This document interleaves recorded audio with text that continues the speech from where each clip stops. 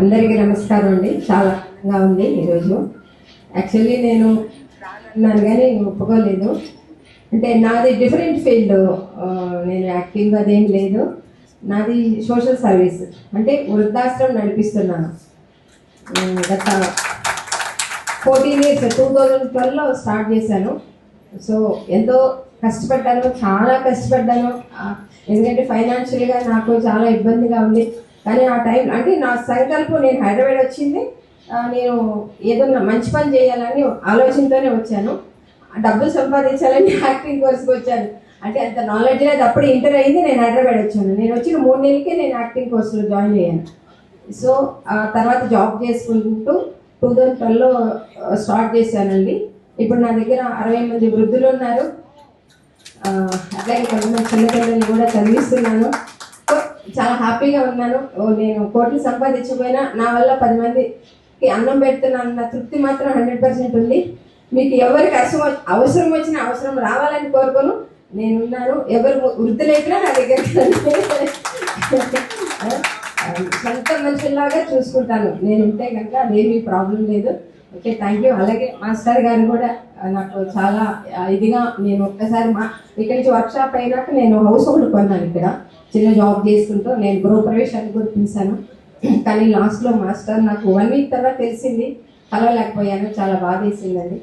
Okay, చాలా సంతోషం ఉంది. కానీ నా కోరిక ఏంటంటే మీరందరూ ఓకే, అందరూ మంచి పొజిషన్లో ఉన్నారు. కానీ ఎంతోమంది నేను చూస్తున్నాను, నా దగ్గరికి వస్తారు, పిల్లలు చూడడం లేదు, కోట్ల ఆస్తుంది. సో వాళ్ళు అంటే చాలామంది పేదవాళ్ళు ఉన్నారు. వాళ్ళకి మనం ఏమైనా చేయగలమా మన గ్రూప్ ద్వారా? అది నాకుంది. ఎంతో నేను ఫ్రెండ్లీ హెల్పింగ్ సొసైటీ అని ఒక జాయిన్ అయినా. 100 మెంబర్ నేను.